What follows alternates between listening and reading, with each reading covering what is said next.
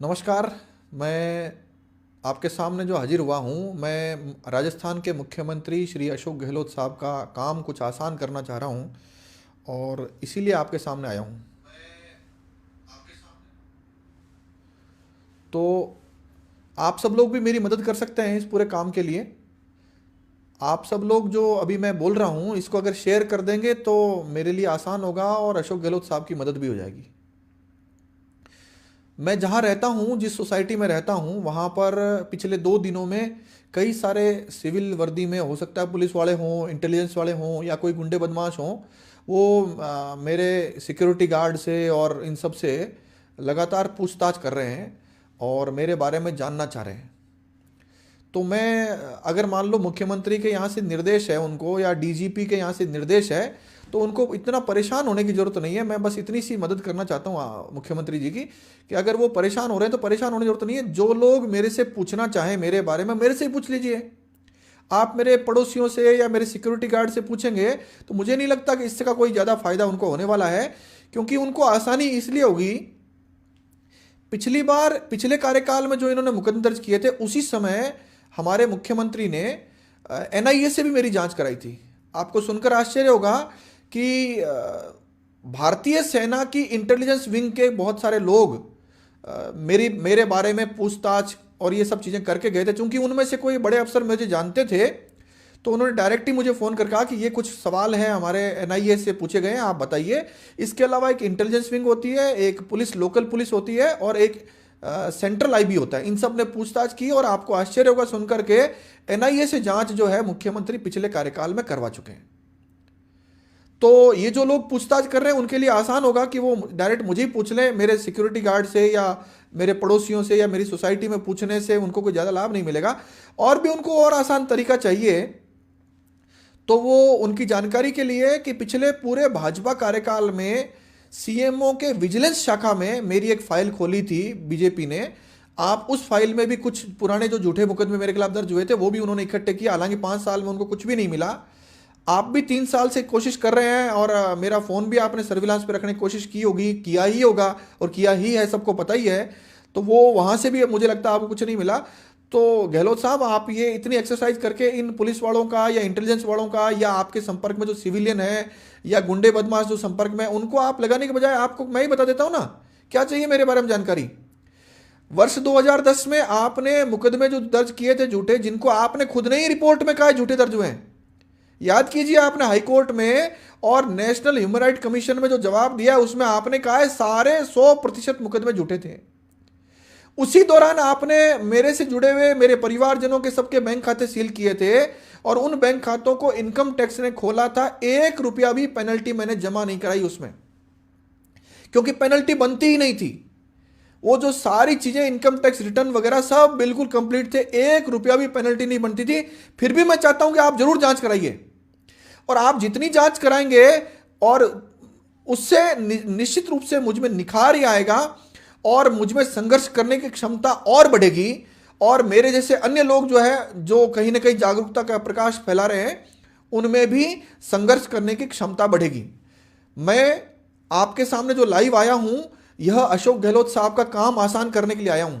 उप मुख्यमंत्री श्री देवाराम सैनी भी बहुत प्रयास कर रहे हैं। कुछ आईपीएस अफसरों को केवल इसी काम में लगा दिया गया है। डीजीपी साहब भी परेशान हो रहे हैं मेरे मुकदमों के संबंध में, जो कुछ पुलिस वालों के खिलाफ एक्शन कर रहे हैं, कुछ फाइलें वापस खोली है। मुझे लगता है उनको भी ये जानकारी में आ जाना चाहिए कि हाई कोर्ट का आदेश है कि आप इन फाइलों को रीओपन करके जांच नहीं करा सकते हैं। हालांकि आप कोर्ट वोर्ट को कुछ नहीं मानते हैं, मुझे पता है राजस्थान की कानून व्यवस्था ऐसी है कि कोर्ट वोर्ट को कोई नहीं मान रहा है, लेकिन फिर भी मैं आपकी जानकारी मिला दूं कि आपको या पुलिसकर्मी बेचारे जो अपनी एनर्जी वेस्ट कर रहे हैं इधर उधर बीकानेर में, वहां मेरे पड़ोसियों से पूछताछ करें। 2 दिन में ऐसा क्या घटा है जिससे आप पूछताछ कर रहे हैं? और आप में अगर दम है तो ये मुकदमा दर्ज करो ना, भूपेंद्र यादव के खिलाफ, सुरेंद्र सागर के खिलाफ, देवाराम सैनी के खिलाफ दर्ज करो ना, अनुसंधान करो दर्ज करके। आप तो कहते हो हम सारे मुकदमे दर्ज करते हैं, आप तो यार रिसीव्ड ही नहीं दे रहे हो। और दर्ज करो, दर्ज करके अनुसंधान करो और अनुसंधान करके जनता को बताओ कि आपने गैंगरेप करने वाले, डकैती करने वाले, अपहरण करने वाले 21 लोग, 8 संदिग्ध पुलिस वालों को क्यों बचाया था। एक बार बताओ सही जनता को। और आप जनता को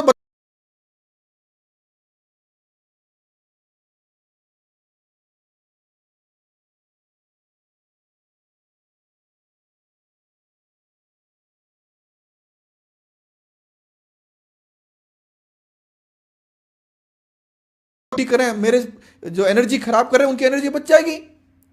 तो कुल मिलाकर के आपकी जानकारी में और जो नागरिक मुझे देख रहे हैं उनकी जानकारी में बता दूं कि गहलोत साहब अथाह कोशिश कर रहे हैं कि मेरे बारे में जानकारी जुटाएं। बीजेपी सरकार ने जुटाई, उनको कुछ मिला नहीं, था नहीं, और उससे पिछले कार्यकाल में अशोक गहलोत साहब ने खुद ने जुटाई, मुकदमे किए, हिस्ट्री फाइल खोली, इनाम घोषित किया और परिणाम निकला शून्य। और सुन लीजिए जानकारी के लिए, एनएचआरसी ने आदेश किया है कि राजस्थान में आरटीआई और कानून का इस्तेमाल करने वाले और भ्रष्टाचार के उजागर करने वाले लोगों का जबरदस्त सीरियस ह्यूमन राइट वायलेशन हो रहा है। यह ऑर्डर में लिखा है। किसने? जस्टिस अरुण मिश्रा ने लिखा है, जो एनएचआरसी के चेयरमैन है, जो सुप्रीम कोर्ट के जज भी रहे हैं। उन्होंने यह भी आदेश किया है कि इस मामले में राजस्थान के चीफ सेक्रेटरी और डीजीपी अनदेखा कर रहे हैं एनएचआरसी के आदेशों को, इसलिए सारे जज यानी फुल बेंच कमीशन बैठ करके निर्णय करेंगे। और भी कोई आपको जानकारी चाहिए तो आप अपनी एनर्जी को पुलिस वालों को सही दिशा में लगाइए, कानून व्यवस्था ठीक करने में लगाइए। मुझसे संबंधित कोई भी जानकारी चाहिए तो आप तो पुलिस के किसी सिपाही को भेज दीजिए, मैं उनको दे दूंगा सब जानकारी। तो आप निश्चिंत रहें और आप अपना काम जो वहां बैठ करके अपने निवास में महीनों महीनों बाहर नहीं निकल के जो कर रहे हैं, जो धारीवाल साहब कर रहे हैं, जो प्रमोद जैन भाया कर रहे हैं, जो प्रताप सिंह खाचरियावास कर रहे हैं, और जो अन्य मंत्रियों को आपने काम में लगा रखा है, विधायकों को काम लगा रखा है, वह काम आप अपनी पूरी तन्मयता से करिए, क्योंकि जनता आपको टेम्पो टैक्सी में बिठा करके रवाना करेगी इस चुनाव में। और अब सवाल आता है, बीजेपी खुश हो रही है कि वो अपने आप आ जाएंगे। सुन लीजिए, मैं दोबारा निवेदन कर दूं कि कांग्रेस के जाने से बीजेपी को ज्यादा फायदा नहीं होने वाला, क्योंकि बीजेपी से कोई खुश नहीं है। सवाल तो आता है कि एक नागरिक जो कलम का इस्तेमाल करता है, गाली नहीं निकालता, हथियार नहीं उठाता, लाठी नहीं जलाता, कलम का इस्तेमाल करने वाले के खिलाफ राजस्थान की पुलिस, राजस्थान की सरकार, राजस्थान के नेता झूठे मुकदमे दर्ज कराते हैं। आप बताइए, बाड़मेर के अमराराम का क्या दोष था? केवल उसने कलम चलाई थी और उसके पैरों में आपने कीलें ठुकवा दी। जितनी गिरफ्तारी बाड़मेर में हुई उसके बाद एक भी गिरफ्तार नहीं हुआ। मैं जितने साथी मुझे देख रहे हैं उनके माध्यम से भी निवेदन करना चाहता हूं कि गहलोत साहब की मदद करें और इस पोस्ट को शेयर करें। मैं इस पोस्ट को सेव कर रहा हूं और अगर आप शेयर करेंगे तो गहलोत साहब की मदद हो जाएगी। धन्यवाद। जय हिंद, जय भारत।